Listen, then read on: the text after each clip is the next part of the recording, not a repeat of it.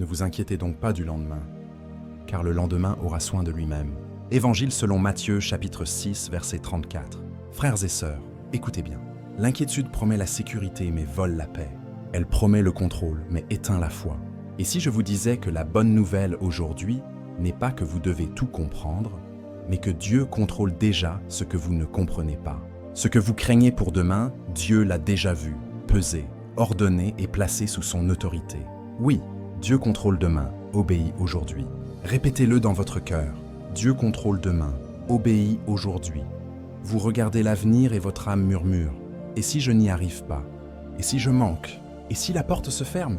Mais le Seigneur répond par sa parole. Recommande ton sort à l'Éternel, mets en lui ta confiance, et il agira. Livre des Psaumes, chapitre 37, verset 5. L'inquiétude regarde les circonstances. La foi regarde le caractère de Dieu. L'inquiétude calcule. La foi s'abandonne. L'inquiétude multiplie les scénarios. La foi s'attache à une seule certitude. Dieu est fidèle. Aujourd'hui, choisis la paix qui dépasse l'intelligence. Ne vous inquiétez de rien. Mais en toute chose, faites connaître vos besoins à Dieu par des prières et des supplications, avec des actions de grâce. Épître aux Philippiens chapitre 4 versets 6 à 7. Là où l'inquiétude érige des murs, la prière ouvre des portes. Là où l'inquiétude entretient le bruit, la louange installe le silence de la confiance. Tu n'as pas besoin de savoir comment Dieu fera, tu as besoin de savoir qui est Dieu. Il est Père, il est bon, il est souverain, il est proche. Il tient ta main droite et te dit « Ne crains rien, car je suis avec toi ». Livre d'Ésaïe, chapitre 41, verset 10. Entends-moi bien, ton avenir n'est pas entre les mains de la peur, il est entre les mains du Père. Ce qui t'échappe ne lui échappe pas. Ce qui te trouble ne le trouble pas. Ce qui te dépasse ne le dépasse pas. Voilà pourquoi la vraie sagesse aujourd'hui n'est pas de tout prévoir, mais de tout remettre. Confie-toi en l'Éternel de tout ton cœur et ne t'appuie pas sur ta sagesse. Livre des Proverbes, chapitre 3, versets 5 à 6. Le secret n'est pas de maîtriser demain, c'est de marcher avec celui qui habite l'éternité. Dieu contrôle demain, obéis aujourd'hui. Alors, je t'invite à un pas simple et puissant. Avant d'entrer plus loin, prends un instant là où tu es et dis-lui « Seigneur, je remets mon demain entre tes mains. Je renonce à l'illusion du contrôle. J'embrasse ta paix. » Et si ce message allume quelque chose en toi, abonne-toi maintenant. Laisse un like pour soutenir cette parole et écris en commentaire. Ensemble, nous allons bâtir une communauté de foi, de paix et d'obéissance. Car voici notre maxime que le Saint-Esprit grave dans nos cœurs. Dieu contrôle demain. Obéis aujourd'hui. Tu n'es pas en retard, tu es en processus. Tu n'es pas oublié, tu es porté. Tu n'es pas au hasard, tu es conduit. Et si la nuit t'a parlé de manque, le matin de Dieu te parle de provision.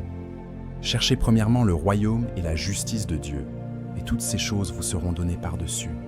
Évangile selon Matthieu chapitre 6, verset 33. Quand tu mets Dieu en première aujourd'hui, Dieu prend soin de ton demain. Laisse la parole refaire l'architecture de tes pensées. Laisse l'esprit replacer ton cœur dans le repos. Car la foi ne nie pas la réalité. Elle s'appuie sur une réalité plus haute, la souveraineté de Dieu sur toutes choses. Voilà pourquoi, ici et maintenant, l'inquiétude cède la place à l'adoration, la peur cède la place à la confiance, et la confusion cède la place à la direction. Dieu contrôle demain, obéis aujourd'hui. Tu connais cette tension dans la poitrine quand tu penses à demain. Le souffle se raccourcit, les pensées courent, les scénarios s'empilent. Tu veux tout prévoir, tu veux tout maîtriser, et plus tu essaies, plus la paix s'éloigne. L'inquiétude te promet la sécurité mais t'enchaîne. Elle te dit que si tu ne contrôles pas, tout va tomber. Pourtant, la parole t'ouvre une autre voie. Dieu ne te demande pas de porter le monde. Dieu te demande de lui faire confiance. Il ne minimise pas tes défis. Il te donne une promesse plus forte que tes peurs. Ne vous inquiétez donc pas du lendemain. Évangile selon Matthieu, chapitre 6, verset 34. Ce n'est pas une naïveté. C'est une invitation à vivre sous la souveraineté d'un Père qui voit, qui pourvoit, qui conduit. La promesse est claire. Cherchez premièrement le royaume et la justice de Dieu, et toutes ces choses vous seront données par-dessus. Évangile selon Matthieu, chapitre 6, verset 33. Paix pour ton cœur, direction pour tes pas, provision pour tes besoins. Ne crains rien, car je suis avec toi. Livre d'Ésaïe, chapitre 41, verset 10. Dieu contrôle demain, obéis aujourd'hui, écoutons, et laissons l'Écriture façonner notre regard. Jésus dit aux foules qui s'inquiétaient pour la nourriture et l'habillement, « Regardez les oiseaux du ciel. » Évangile selon Matthieu chapitre 6, verset 26. Ils ne gèrent ni budget ni stock et pourtant le Père les nourrit. Ce n'est pas un appel à l'irresponsabilité, c'est un appel à la priorité. Cherchez le règne de Dieu en premier et travaillez à partir de la confiance. Puis Jésus ajoute, « Considérez comment croissent les lits des champs. » Évangile selon Matthieu chapitre 6, versets 28 à 30. Les lys ne s'épuisent pas à s'habiller, ils reçoivent. Le point n'est pas de cesser d'agir. Le point est de cesser d'agir sous la tyrannie de la peur. L'inquiétude use la force sans jamais produire la paix. La foi obéit et reçoit la grâce. Paul trace alors un chemin praticable. Ne vous inquiétez de rien, mais en toute chose, faites connaître vos besoins à Dieu par des prières et des supplications, avec des actions de grâce. Et la paix de Dieu gardera vos cœurs et vos pensées. Épître aux Philippiens chapitre 4 versets 6 à 7. La paix ne vient pas après la solution. La paix vient après la prière.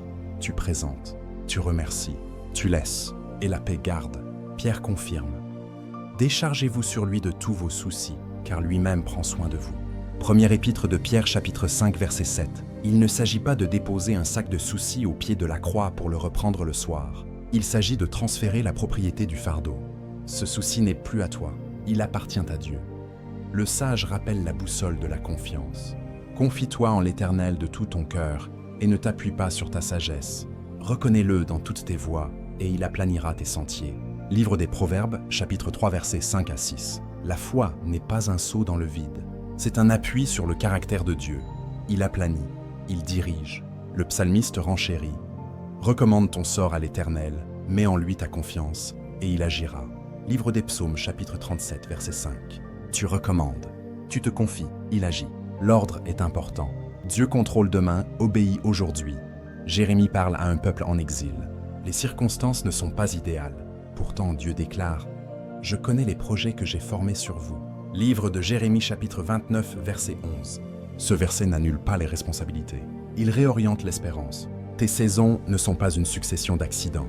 Elles sont un chemin où Dieu œuvre, parfois en silence, toujours avec sagesse. Paul scelle cette certitude.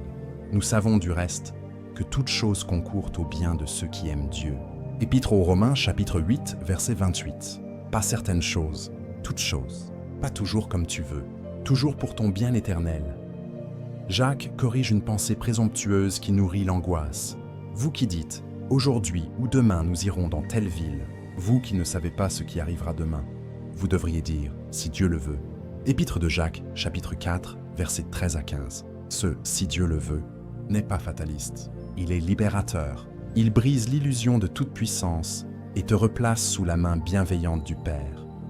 Les lamentations te rappellent la cadence de la grâce. Les bontés de l'Éternel ne sont pas épuisées.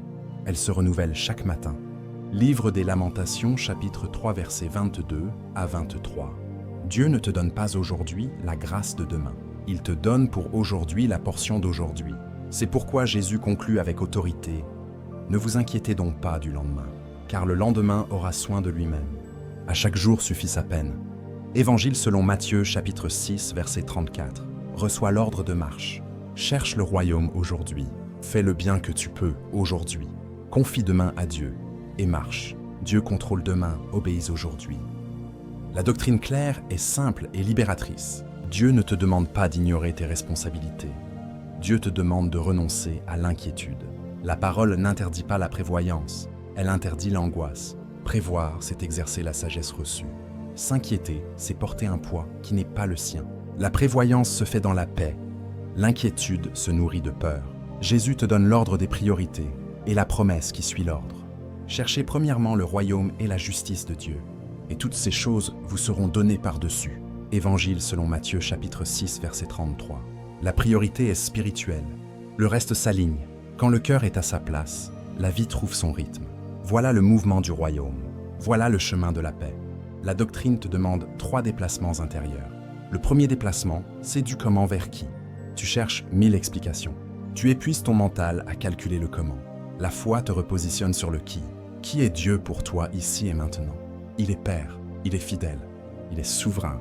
Confie-toi en l'Éternel de tout ton cœur et ne t'appuie pas sur ta sagesse. Reconnais-le dans toutes tes voies et il aplanira tes sentiers. Livre des Proverbes, chapitre 3, versets 5 à 6. Le deuxième déplacement, c'est du quand vers maintenant. L'inquiétude te projette dans demain. La foi ramène ton âme à aujourd'hui. Donne-nous aujourd'hui notre pain quotidien. Évangile selon Matthieu, chapitre 6, verset 11. Dieu te donne la grâce du jour pour le devoir du jour. Les bontés de l'Éternel se renouvellent chaque matin. Livre des Lamentations, chapitre 3, versets 22 à 23. Le troisième déplacement, c'est du pourquoi vers quoi. Tu demandes pourquoi cela arrive. La foi demande quoi faire dans l'obéissance. Quelle est la petite fidélité d'aujourd'hui? Quel pas poser dans la paix? Dieu contrôle demain, obéis aujourd'hui. La doctrine te montre aussi la mécanique de la paix. La paix n'est pas le fruit d'un résultat, c'est le fruit d'un échange. Tu apportes, Dieu prend, la paix garde. Ne vous inquiétez de rien, mais en toute chose, faites connaître vos besoins à Dieu par des prières et des supplications, avec des actions de grâce. Et la paix de Dieu, qui surpasse toute intelligence, gardera vos cœurs et vos pensées. Épître aux Philippiens, chapitre 4, versets 6 à 7. Tu présentes, tu remercies, tu laisses, et la paix garde. Voilà la loi spirituelle. Voilà la réponse divine. La prière n'est pas un rituel d'angoisse, c'est un transfert d'autorité. Tu passes du trône de tes peurs au trône de sa grâce. Tu remets la propriété du dossier à celui qui gouverne l'univers. Déchargez-vous sur lui de tous vos soucis, car lui-même prend soin de vous. Première épître de Pierre, chapitre 5, verset 7. Ce souci n'est plus à toi. Il appartient à Dieu. La doctrine te garde de deux extrêmes. Le premier extrême, c'est la passivité qui s'habille en spiritualité. Tu dis que Dieu contrôle demain, mais tu refuses d'obéir aujourd'hui. Ce n'est pas la foi, c'est l'évasion. Le deuxième extrême, c'est l'activisme qui s'habille en responsabilité. Tu veux tout faire, tout vérifier, tout porter. Ce n'est pas la fidélité, c'est l'orgueil déguisé. La voie de l'Écriture est claire. Tu fais ce que Dieu te montre aujourd'hui. Tu laisses à Dieu ce que tu ne peux pas porter. Tu assumes ta part. Tu déposes le reste. Tu choisis la confiance qui travaille. Tu refuses l'inquiétude qui paralyse. Dieu contrôle demain. Obéis aujourd'hui. Cette doctrine se résume en une maxime et en une posture. La maxime, nous la répétons pour graver la vérité dans nos cœurs. Dieu contrôle demain. Obéis aujourd'hui.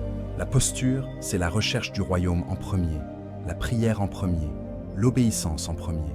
Tu fais ce qui est juste, même si tu ne vois pas tout. Tu honores Dieu dans le secret. Tu gardes ta langue dans la gratitude. Tu traites l'autre avec bonté. Tu avances dans la clarté que tu as, pas dans l'angoisse que tu crains. Et le Père aplanit tes sentiers, souvent sans bruit, toujours avec sagesse. Regarde maintenant le témoignage de l'Écriture. Le peuple marche dans le désert. Il n'y a ni réserve, ni supermarché. L'angoisse pourrait régner. Dieu répond avec une pédagogie qui libère. Voici, je ferai pleuvoir pour vous du pain du ciel, afin que je l'éprouve, et que je vois s'il marchera selon ma loi. Livre de l'Exode, chapitre 16, verset 4. La manne tombe chaque matin. Chacun ramasse pour sa journée. Celui qui avait beaucoup n'en avait pas de trop, et celui qui avait peu n'en manquait pas. Livre de l'Exode, chapitre 16, verset 18. Puis vient l'instruction qui brise la peur d'après. Que personne n'en laisse jusqu'au matin. Mais ils n'écoutèrent pas Moïse. Il s'en trouva qui en laissèrent jusqu'au matin. Il s'y mit des vers, et cela devint infect. Livre de l'Exode, chapitre 16, versets 19 à 20. Dieu enseigne une loi simple. La grâce est quotidienne. La provision est rythmée. L'angoisse de demain pourrit l'aujourd'hui. Le Père t'appelle à recevoir, à obéir, à te reposer. La veille du sabbat, la portion est double, pour montrer que l'obéissance n'appauvrit pas, elle enrichit. Dieu contrôle demain, obéis aujourd'hui. Ce témoignage traverse les siècles et atteint ta vie. Tu veux stocker la sécurité émotionnelle pour 1000 lendemains. Tu veux enfermer la paix dans des calculs. La manne te parle. Reçois la grâce de ce jour. Fais la fidélité de ce jour. Laisse Dieu garder ce que tu ne peux pas contrôler. Le même esprit valide cette pédagogie dans la maison de Sarepta. La veuve croit la parole et donne d'abord, et la farine ne s'épuise à point, et l'huile ne diminue à point. Premier livre des Rois, chapitre 17, verset 16. Dieu n'a pas besoin de grandes réserves pour manifester sa fidélité. Il a besoin de ton obéissance présente. Jésus confirme encore cette loi sur la mer agitée. Il parle, et le vent cessa, et il se fit un grand calme. Évangile selon Marc chapitre 4, verset 39. Le tumulte extérieur s'apaise quand le cœur s'aligne sur la parole du Maître. Tu n'as pas besoin d'un plan de contrôle total. Tu as besoin d'une parole à obéir aujourd'hui. Voilà la loi du royaume. Voilà la liberté des enfants de Dieu. Parlons maintenant d'actions qui déplacent ton âme de l'inquiétude vers la confiance. Le premier mouvement est de transformer toute inquiétude en prière structurée. Tu prends ce qui te serre la poitrine et tu l'amènes dans la présence de Dieu en 3 temps simples. D'abord, Tu présentes le besoin avec précision, sans exagérer, sans minimiser, comme un enfant qui parle à son père. Ne vous inquiétez de rien, mais en toute chose, faites connaître vos besoins à Dieu par des prières et des supplications, avec des actions de grâce. Épître aux Philippiens, chapitre 4, versets 6 à 7. Ensuite, tu remercies d'avance, non pas parce que tu vois déjà la solution, mais parce que tu connais le caractère de Dieu. Enfin, tu laisses vraiment le dossier sur l'autel, tu renonces à le reprendre mentalement toutes les 10 minutes, et tu passes à l'obéissance du moment. Pratiquement, mets en place un rendez-vous de prière court et réel 3 fois par jour, matin, midi et soir. Le matin, tu déposes la liste des sujets. À midi, tu fais une courte louange et tu réalignes tes pensées. Le soir, tu fais un inventaire et tu rayes ce que Dieu t'a donné de faire aujourd'hui. Si une inquiétude revient, tu la réadresses à Dieu par une phrase de foi « Je me décharge sur toi, car tu prends soin de moi ». Première épître de Pierre, chapitre 5, verset 7. Puis tu poses un geste d'obéissance relâché, comme téléphoner, envoyer un courriel, ranger un dossier, faire une visite. La paix vient après la prière, pas seulement après la solution, et elle garde ton cœur comme une sentinelle. Répète dans ton âme cette maxime jusqu'à ce qu'elle devienne ton réflexe intérieur. Dieu contrôle demain, obéis aujourd'hui. Le second mouvement, c'est de réordonner tes priorités selon le royaume. Quand l'ordre est juste, la paix suit. Jésus t'a donné la clé. Cherchez premièrement le royaume et la justice de Dieu, et toutes ces choses vous seront données par-dessus. Évangile selon Matthieu chapitre 6, verset 33. Concrètement, commence chaque journée par une offrande de ton premier quart d'heure à Dieu.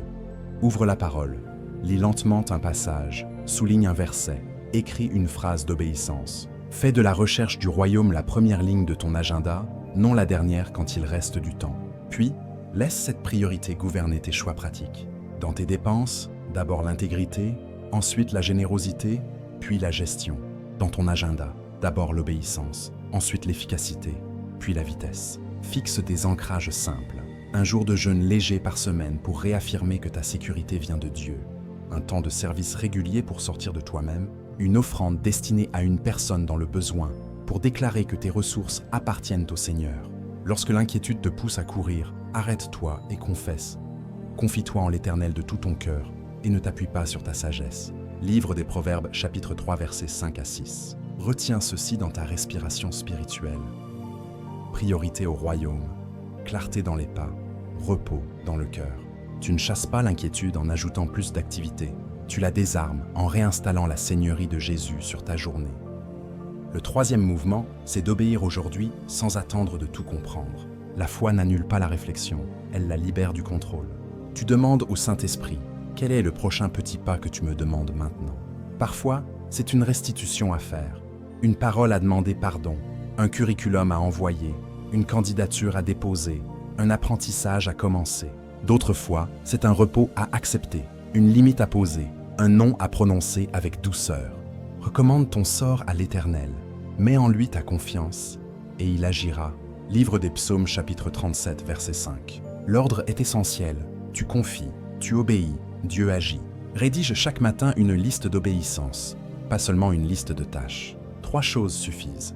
Une obéissance envers Dieu, une obéissance envers ton prochain, une obéissance envers toi-même. Ensuite, fais-les dans la paix, sans hystérie. Souviens-toi que Jésus a calmé la tempête non par un plan stratégique, mais par une parole d'autorité. Silence, tais-toi. Et il se fit un grand calme. Évangile selon Marc chapitre 4, verset 39. Parle à ton âme avec la même autorité empruntée. Sois en paix. Avance d'un pas. Dieu contrôlera le reste. Et quand la pensée, et si, veut t'entraîner demain, réponds par « et maintenant ». Et maintenant, j'obéis. Et maintenant, je fais le bien que je peux. Et maintenant, je choisis la confiance. Dieu contrôle demain, obéis aujourd'hui. Le 4e mouvement, c'est de pratiquer la gratitude active jusqu'à ce que ton atmosphère intérieure change. La gratitude n'est pas un vernis, c'est une guerre spirituelle. Elle renverse les récits de manque. Elle ouvre la porte de la paix. Rendez grâce en toutes choses. Première épître aux Thessaloniciens, chapitre 5, verset 18. Pratiquement, tiens un journal de gratitude simple. Chaque matin, écris 3 merci précis pour hier et 3 merci prophétiques pour aujourd'hui, même si tu ne vois rien encore. Puis exprime-les à haute voix. Ta langue devient le gouvernail de ton âme. Quand l'angoisse veut te dresser la liste des risques, dresse la liste des fidélités de Dieu. Les bontés de l'Éternel se renouvellent chaque matin. Livre des Lamentations, chapitre 3, versets 22 à 23. Installe un rituel de louange courte après chaque prière présentée. Chante un cantique, murmure un psaume, proclame un verset, marche dans ta pièce. Ensuite, bénisse quelqu'un concrètement, par un message, un petit don, une aide. La gratitude devient tangible quand elle sort de la bouche et des mains. Si la nuit t'opprime, lis à voix douce. Je me couche et je m'endors en paix, car toi seul, Éternel, tu me fais habiter en sécurité. Livre des Psaumes, chapitre 4, verset 8. La gratitude ne nie pas les problèmes. Elle installe Dieu sur le trône de tes pensées. Et quand Dieu est à sa place dans ton cœur, les choses prennent leur place dans ta vie. Le 5e mouvement, c'est de renouveler tes pensées par des déclarations de foi enracinées dans l'Écriture. Tu ne laisses pas tes pensées voyager seules. Tu leur donnes une direction. Dieu ne nous a pas donné un esprit de timidité, mais de force, d'amour et de sagesse. 2e épître à Timothée, chapitre 1, verset 7. Écris des déclarations courtes et bibliques, puis répète-les matin et soir. Par exemple, « Je ne suis pas à la merci de demain, je suis entre les mains du Père. La paix du Christ gouverne mon cœur. Je choisis l'obéissance d'aujourd'hui. Je me décharge sur Dieu et je marche léger. Je cherche le royaume et le Père pourvoit. Appuie-les par la parole. Je vous laisse la paix. Je vous donne ma paix. » Évangile selon Jean chapitre 14, verset 27. Pratique aussi l'arrêt intentionnel. Quand tu te surprends à ruminer, tu dis « stop » à haute voix. Tu respires profondément, puis tu remplaces la pensée intrusive par une vérité écrite.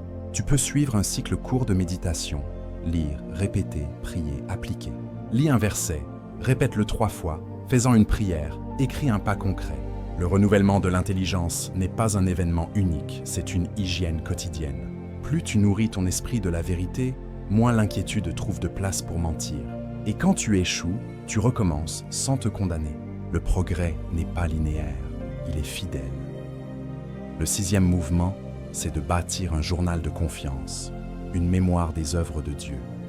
L'inquiétude prospère dans l'amnésie. La foi prospère dans la mémoire. Le psalmiste combat l'angoisse par le souvenir. « Mon âme bénit l'Éternel et n'oublie aucun de ses bienfaits. » Livre des Psaumes, chapitre 103, verset 2. Pratiquement, crée 2 colonnes dans ton cahier.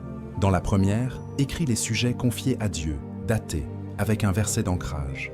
Dans la seconde, écris les réponses, partielles ou totales, et la manière dont Dieu t'a conduit. Reviens chaque semaine pour cocher, compléter, remercier. Ajoute des pierres de souvenirs symboliques, comme un objet posé sur ton bureau, une photo, un verre dans un cadre. Ces signes te parleront les jours de vent contraire. Fais aussi un petit audit de tes déclencheurs d'angoisse. Identifie ce qui te fait spiraler, un message non répondu, une facture, un retard, un conflit. Prépare pour chacun une réponse liturgique courte, une prière, un verset, un geste. Par exemple, quand tu vois la facture, tu pries et tu mets de côté une petite somme. Quand tu penses au conflit, tu écris une phrase humble pour chercher la paix. L'inquiétude se nourrit du flou, la foi se nourrit de petites fidélités répétées. En te souvenant, tu vois que Dieu n'a jamais quitté la scène. Jusqu'ici, l'Éternel nous a secourus. Premier livre de Samuel, chapitre 7, verset 12. Et s'il l'a fait hier, il le fera encore. Le 7e mouvement, c'est de semer activement la paix autour de toi. Rien ne désarme l'angoisse comme la générosité et le service. Quand tu choisis de bénir, tu annonces avec tes gestes que Dieu est ta source. L'Éternel est mon berger, je ne manquerai de rien. Livre des Psaumes, chapitre 23, verset 1. Décide chaque semaine de poser un acte de paix. Appelle une personne isolée, envoie un encouragement, offre un repas, donne un coup de main, participe à une offrande, propose ton expertise gratuitement à quelqu'un qui débute. La paix que tu sèmes revient sur toi comme une récolte. Donnez, et il vous sera donné. Évangile selon Luc chapitre 6, verset 38. Élargis aussi ton regard en priant pour ta ville, pour ton entreprise, pour ton église. La prière te fait sortir de toi et te branche sur le cœur de Dieu. Enfin, apprends à dire non avec douceur aux sollicitations qui volent ta paix. Jésus a souvent dit non pour rester aligné avec le Père. Ta paix est un trésor à protéger. Quand tu sens l'angoisse monter, mets-toi debout, ouvre tes mains et dis à voix claire « Je renonce à l'illusion du contrôle. Je choisis la confiance. Dieu contrôle demain.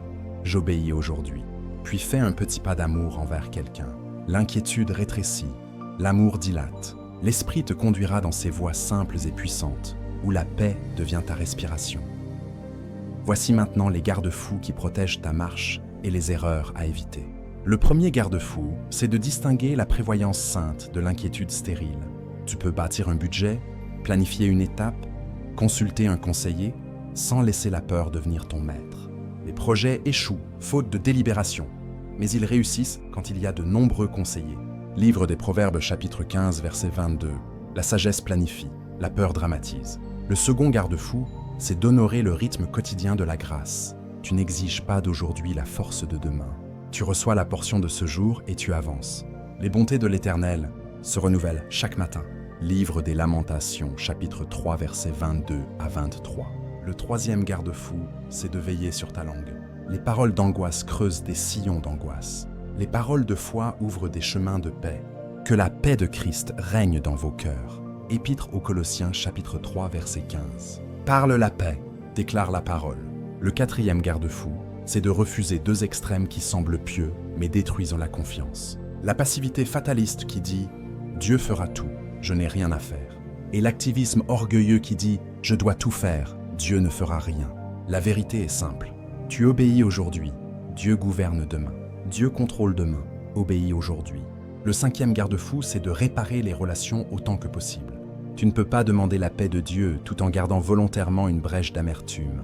Va d'abord te réconcilier avec ton frère. Évangile selon Matthieu chapitre 5 verset 24. La réconciliation ouvre des portes que la peur avait verrouillées. Le sixième garde-fou, c'est de protéger tes entrées sensorielles. Si chaque soir tu nourris ton âme d'alertes anxiogènes, ne t'étonne pas de t'endormir inquiet. Remplace une part de ce flux par les psaumes et le silence. Le septième garde-fou, c'est de demander de l'aide quand c'est nécessaire. Les tempêtes émotionnelles existent. Chercher un accompagnement pastoral, un soutien fraternel, parfois un avis professionnel, n'est pas un manque de foi, c'est une sagesse humble. Dieu œuvre par sa parole, par son esprit et aussi par son corps. Enfin, rappelle-toi que l'ennemi aime l'illusion du contrôle. Il te pousse à serrer plus fort quand Dieu t'appelle à ouvrir les mains. Résiste en choisissant l'obéissance simple, aujourd'hui. À chaque jour suffit sa peine. Évangile selon Matthieu chapitre 6 verset 34. La paix se cultive comme un jardin, pas comme un coup d'éclat. Vient maintenant l'appel et l'engagement. Si cette parole trouve ton cœur, fais de ce moment un tournant. Décide de vivre une semaine de confiance consacrée.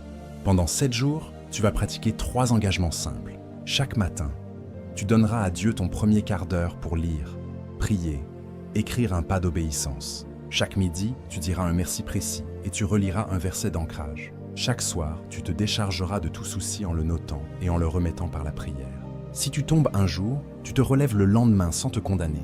Tu peux partager cet engagement avec une personne de confiance afin de marcher à deux. Et si tu le peux, bénis quelqu'un durant cette semaine par un geste de paix. Dis-le maintenant à haute voix, là où tu es, d'une voix tranquille et ferme. Je renonce à l'illusion du contrôle. Je choisis l'obéissance du jour. Je me confie au Père. Dieu contrôle demain. J'obéis aujourd'hui. Alors que tu t'engages, attends-toi à des ajustements intérieurs. Tu sentiras peut-être la tentation de reprendre le dossier. Reviens à la parole. Reviens à la prière. Reviens à la gratitude. Marche. Le Père aplanit les sentiers de celles et ceux qui le reconnaissent dans toutes leurs voies. Entrons maintenant dans une prière d'activation. Père, nous venons devant toi avec des mains ouvertes et un cœur qui veut se reposer. Tu es notre Père, tu es bon, tu es proche. Tu vois ce qui nous inquiète. Tu connais nos lendemains et tu gouvernes nos chemins.